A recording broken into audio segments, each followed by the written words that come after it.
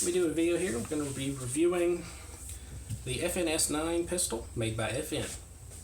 Now I have a couple other pistols. I have a Glock 17 M&P here. They're going to be used for points of comparison later. I'll get into that later in the video. Now, first things first, as you can see, this is the two-tone version. It uses a stainless steel slide and barrel. I wanted a two-tone because I have plenty of all black pistols and wanted something a little different. The standard version is all black. It uses stainless steel for the slide and barrel, but it uses a nitride treatment on the parts. Nitriding is very common, and especially for pistol slides and barrels. The Glock here and the M&P are both nitrided, as are many others. It can go by different names like tenifer and melaniting, but fundamentally it's all the same thing, just different, slightly different processes. Now, that finish, or it's not a finish, it is a treatment. Basically, it improves the qualities of the steel in various ways. Like hard chrome plating, the bores of some barrels help extend their life by producing a very hard surface. Nitriding produces a very hard surface of the steel, but unlike the hard chrome, it is not applying a film or a plating or any coating to the metal. It is improving chemically at a molecular level the properties of the steel. What it does is it increases hardness to about equal or a little above that of hard chrome, increases lubricity, so it reduces friction in the system. Your wear resistance due to the reduced friction and hardness are increased. And for plain carbon steels, it increases the corrosion resistance to be about equal to the better stainless steels. It really doesn't do much for corrosion resistance for the stainless. They are already fairly corrosion resistant to begin with.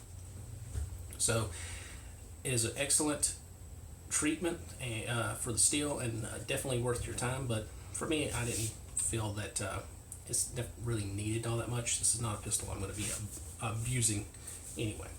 So let's talk about some of the things about this thing that are pretty important. The fact that this thing comes out of the box ambidextrous. If you're a left-handed shooter, it's a great option because there's nothing you have to do with this pistol. It comes out of the box with controls on both sides, magazine release and slide stop here, both sides. No swapping of parts needed. Also, if you're the type who just has to have a thumb safety on their pistol, you're not comfortable without a thumb safety, but you would like to look at a striker fired pistol, this one has models available that do include thumb safeties. They're also ambidextrous. They're located just behind the slide stop here on both sides, and they're very low profile, so low snag, very good for carry. And if you're one of those types that has to have it, now you have one more option in the striker fired pistol world, because that's a fairly rare feature for the striker triggers. Now, we'll talk about pricing on this thing. It really surprises me that these pistols aren't more popular than they are, because I find them regularly available for about $450, plus a little, minus a little. The $450 tends to be the average. Compared to other pistols, the M&P used to go for $500 to $550, but I have seen it down into the $450 range lately. The Gen 4 Glocks are $550. A VP9 would be $600 to $650. Same for a PPQ. All of these pistols are more expensive than the FNS here, but I think this FNS is every bit as good as those pistols. And not only that, in the box, which by the way, the case this thing comes in is a very nice case, a hard plastic outer shell with a softer, more flexible inner liner, plastic liner that is molded to the shape of the pistol and the magazines. So no foam. So if you're the type that is scared that foam can cause rusting of a gun when it's in storage, you don't have to worry about that. And if you're the type that does like to keep your pistol in a case, it's a very nice case and very good for even using at the range. But in that box, you also get 3 magazines with your pistol. Most pistols come with only 2, some with only 1. The only one that rarely can think of that comes with 3 is in that price range would be the Gen 4 Glock. And the magazines are very nice magazines, all steel magazines. They're coated with a nice finish or treated in a way that makes them very slick. I mean, they're not like slippery to the point of dropping them, but they're designed to be easy to insert, low friction, grit and grime won't hang up the followers because of the anti-friction of it. The M9 pistol from Beretta, they were asked by the Marine Corps to develop new magazines to handle the sand and the grit and stuff overseas, and that was said to greatly improve reliability in those environments with that redesign where they put a slick coating on it, and this is even slicker, so it should be very good for adverse conditions. Now, let's look into some of the things about this pistol I'm really liking.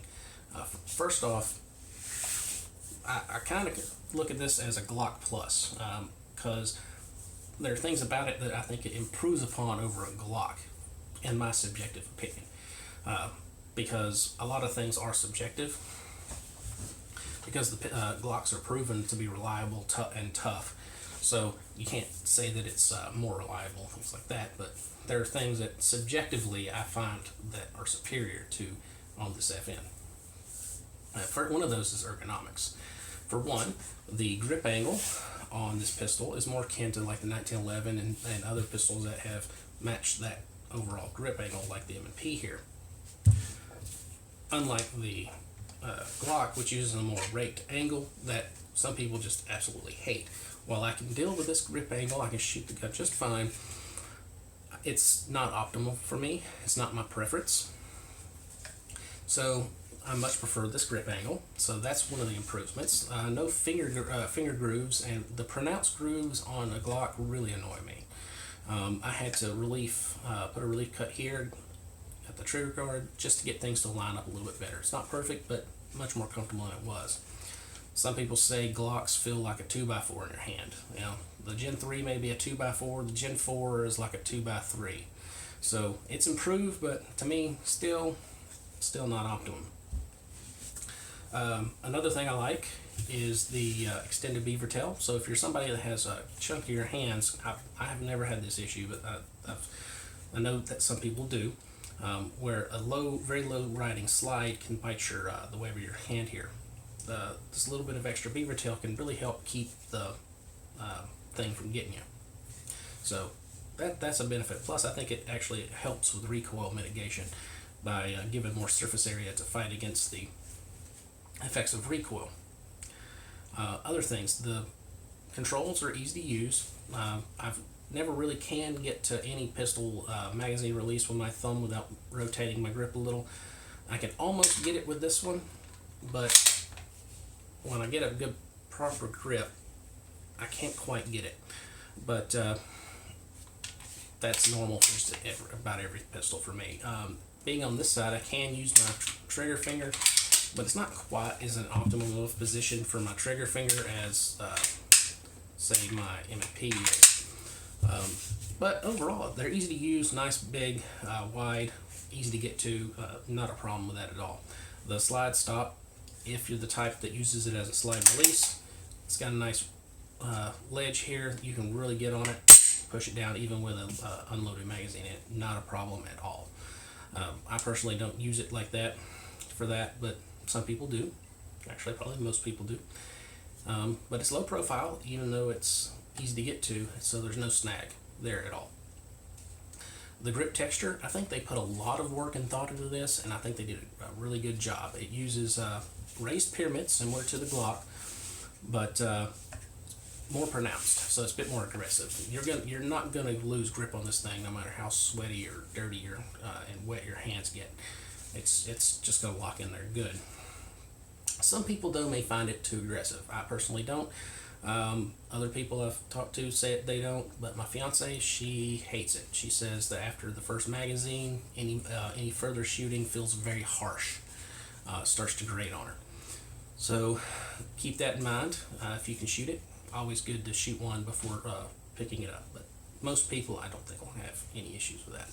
Another thing, instead of using the pyramids like they do in the front and the back, the front or the sides and the back, the front uses these horizontal ridges.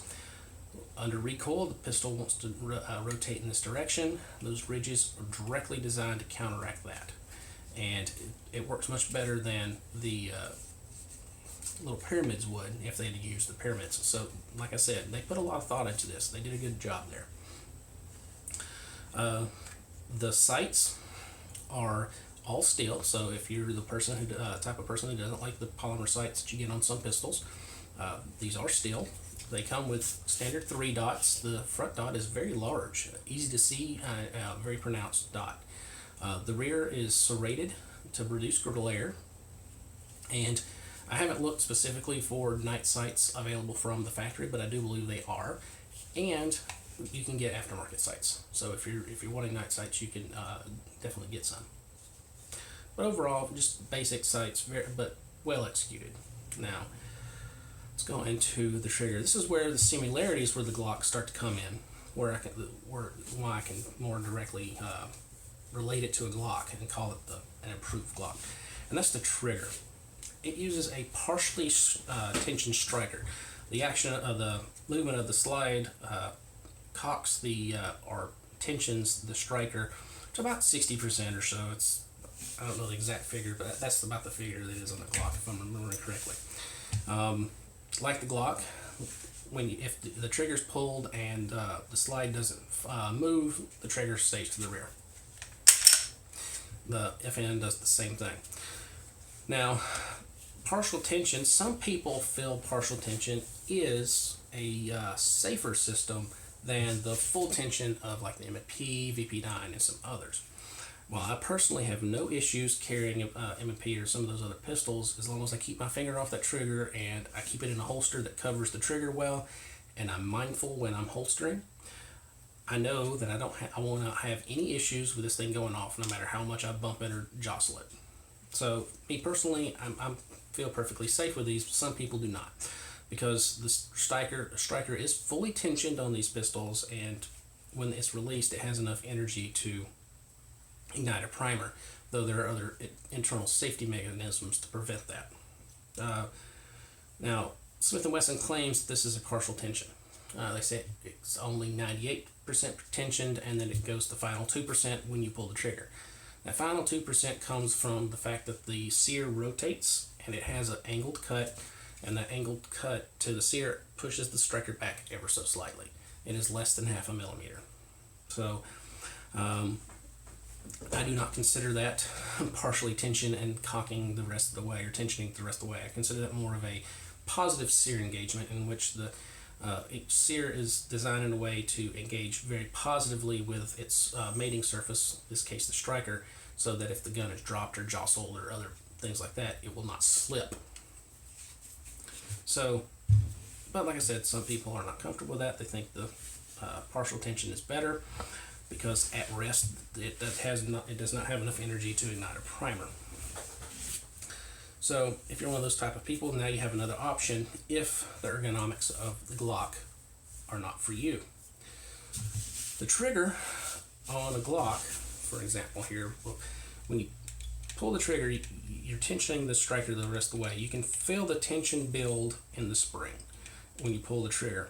Then you hit a little wall here, and then you'll find some creep before it breaks. Then you have reset. It's not super short, but it's not long. Glocks, a lot of people really like the reset on Glock for being not overly long, very tactile, and very easy, and very audible. Even though after you pull the trigger on a gun, you're deaf if you don't have hearing protection, and if you do have hearing protection, you can't hear it. But you can feel it. And that's what matters to a lot of people. The FN is very similar. You have some take-up. I think overall take-up's a little less, but to me it's lighter. about the same as far as smoothness goes, but lighter overall take up. Then you hit the wall, and then there's a tiny bit of creep, but then a pretty clean break. And reset, very similar to a Glock. Audible, you can feel it as well. I think the overall trigger pull is slightly less on the FNS maybe than the Glock. I haven't directly measured it, but to me it feels that way. The only thing about the trigger on the FNS compared to the Glock is the FNS is about 1 pound to 1.5 pounds heavier than the Glock trigger, at least this Glock trigger. This one measures in like 5.5 pounds, and this one was like 6.5 to 7 pounds.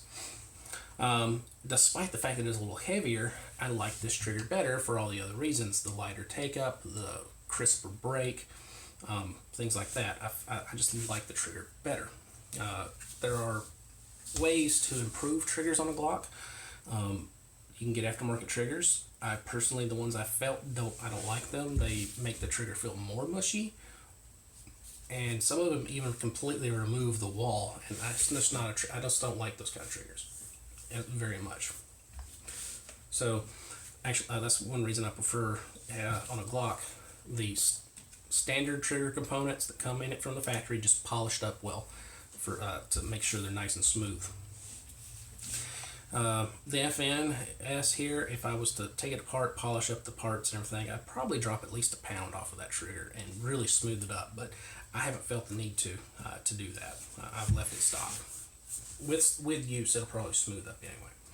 So overall, like I said, trigger very similar in function to the Glock, but improved in my opinion. Now, disassembly is very easy. You do have to lock the slide back first, and then you rotate down the takedown lever. You then lower the slide, and you do have to pull the trigger on this pistol, but you can't just go pulling the trigger. You have to push the slide back a little because it moves forward ever so slightly out of its normal position, so you have to push it back into its normal position before you can pull the trigger.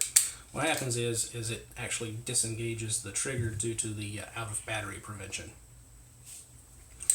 Then you have a captured guide rod and spring assembly here, and then the barrel just comes right on out. Everything goes just like any modern pistol. Very easy to disassemble for cleaning. You got nice large steel rails front and rear. Excellently put together pistol. No tooling marks, nice clean lines. I mean, the build quality on this thing is great.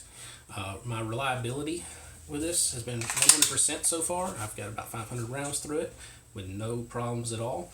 It's been accurate as well, and overall, I'm very impressed with the quality of this pistol, especially for the price range it sits in at $450 with an extra magazine.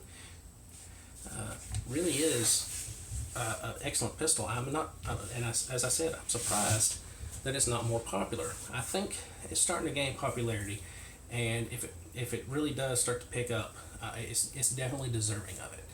If you're looking for a new pistol and you're on the fence about some things, or some of the features of this thing really appeal to you, definitely take a look at it, because you're getting if you pick one up, you're definitely getting an excellent value.